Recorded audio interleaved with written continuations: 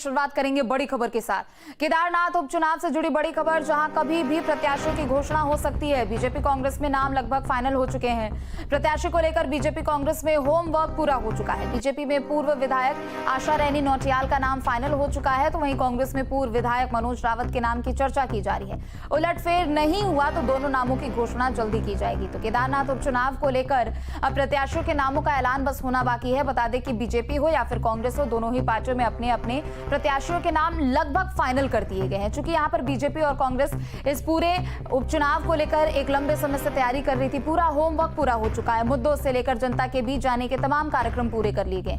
BJP में पूर्व विधायक आशा रानी नौटियाल, तो वहीं दूसरी तरफ कांग्रेस में पूर्व विधायक मनोज रावत के नाम की चर्चा है। और अगर इन नामों में कोई उलटफेर नहीं होता है तो यही वो दोनों प्रत्याशी होंगे जिनको बीजेपी और कांग्रेस ऐलान करेगी, जो कि केदारनाथ उपचुनाव में अपने अपने पार्टियों की ओर से दमखम निभाते हुए नजर आएंगे। बता दें कि 20 नवंबर को मतदान होने वाले हैं और 23 नवंबर को नतीजे आने वाले हैं। 13 राज्यों की 47 विधानसभा सीटों पर उपचुनाव हो रहे हैं, जिनमें केदारनाथ सीट एक महत्वपूर्ण सीट है। बीजेपी और कांग्रेस दोनों की ही ओर से तैयारियां एक तरफ है, तो दूसरी तरफ नामों को लेकर भी पिछले कुछ समय से यहां पर चर्चाएं हो रही थी। बीजेपी की बात करें तो प्रदेश अध्यक्ष महेंद्र भट्ट ने भी कहा था कि नामों का पैनल हमारे पास आ चुका है। हमने नामों का पैनल दिल्ली भी भेज दिया। लगभग 5 से 6 नाम वहां पर शामिल थे और जिस भी एक नाम पर मुहर लगेगी, प्रदेश की सरकार उसके समर्थन में काम करेगी और जीत की दावेदारी करते हुए नजर आएगी। तो वहीं कांग्रेस की बात कर ले तो कांग्रेस की भी ओर से लगभग नामों को फाइनल कर लिया जा चुका है। पूर्व विधायक मनोज रावत का नाम फिलहाल अभी चर्चाओं में बना हुआ है और अगर यही चर्चाएं यहां पर रुकती नहीं है और यही चर्चाओं पर अगर मुहर लगती है तो यही वो दो नाम होंगे जो कि बीजेपी और कांग्रेस की ओर से चुनावी मैदान में होंगे। ज्यादा जानकारी के लिए संवाददाता अजीत राठी हमारे साथ जुड़ चुके हैं। अजीत, कुछ ही दिनों का अब समय है, 29 अक्टूबर तक का नामों को भेजने का, नामांकन पत्र दाखिल करने का एक समय यहां पर है, लेकिन बीजेपी और कांग्रेस की बात करें, चर्चाएं हो रही है नामों को लेकर, लेकिन ये जो दो नाम हैं अगर ये फाइनल होते हैं तो फिर तस्वीर वही दिखेगी।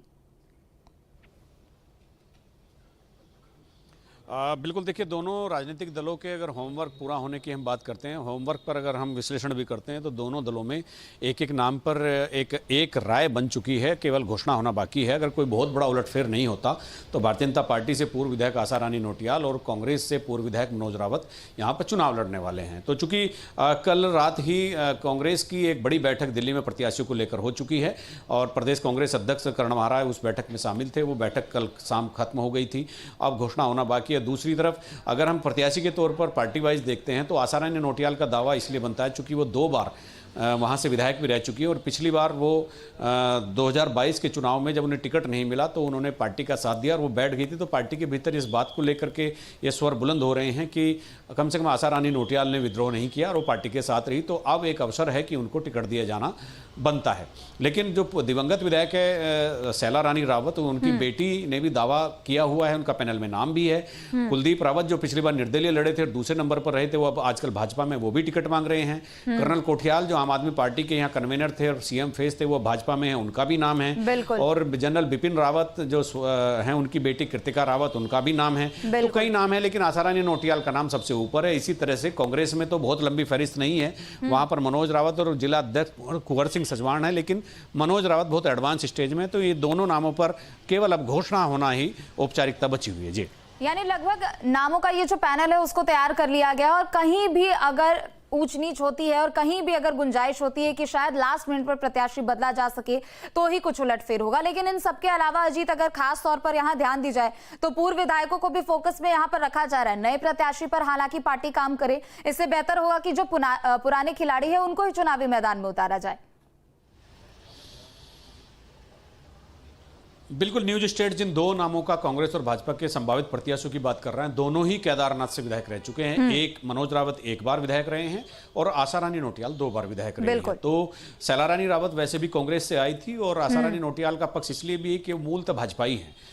तो अगर कोई बहुत बड़ा उलटफेर नहीं होता, जो न्यूज स्टेट अपने दर्शकों को इस समय जो 2 नाम बता रहा है, तो उन्हीं दोनों नामों के फाइनल होने की 100% संभावना यहाँ पर राजनीतिक गलियारों में जताई जा रही है। बिल्कुल, उम्मीद भी है कि इसी नामों पर मुहर भी लगे। बहुत बहुत शुक्रिया अजीत आपका तमाम जानकारियों के लिए। आगे बढ़ेंगे। केदारनाथ विधानसभा सीट पर 20 नवंबर को होने वाले उपचुनाव में बीजेपी ने प्रत्याशी घोषित नहीं किया है। वहीं रुद्रप्रयाग के प्रभारी मंत्री सौरभ बहुगुणा ने दावा किया है कि बीजेपी केदारनाथ में जीत दर्ज करेगी। सुनिए। लेकिन मुझे पूर्ण विश्वास है कि बहुत जल्द उसकी घोषणा हो जाएगी और उसके बाद पूरा संगठन और सरकार जो है चुनाव में जाएगी। और जितना मैंने केदारनाथ के जैसा आपने कहा प्रभारी मंत्री के रूप में मैंने वहाँ पर 2.5 साल अपनी सेवा दी है। मैं बहुत सारे लोगों से लगातार पिछले 2-3 महीने से भी वहाँ पे 2-3 बार हो आया हूँ। बहुत अच्छा माहौल है। केदारनाथ की देवतुल्य जनता ने मन बना रखा है कि माननीय प्रधानमंत्री जी के नेतृत्व पे, माननीय पुष्कर सिंह धामी जी के नेतृत्व पे और जिस तरीके से 2.5 साल के इस सरकार में स्वर्गीय शैला रानी रावत जी ने वहाँ पर संघर्ष किया केदारनाथ के लिए, युवाओं को रोजगार से जोड़ने के लिए, मातृशक्ति को सशक्त करने के लिए, केदारनाथ यात्रा को और सुगम बनाने के लिए और भव्य बनाने के लिए, वहाँ पर मुझे पूर्ण विश्वास है कि जिस दिन भी वोटिंग होगी 20 नवंबर को, वहाँ की देवतुल्य जनता माननीय प्रधानमंत्री जी का चेहरा देखते हुए, माननीय पुष्कर सिंह धामी जी का नेतृत्व देखते हुए भारतीय जनता पार्टी के पक्ष में वोट करेगी। और चलिए आगे बढ़ेंगे। बड़ी खबर आपको बता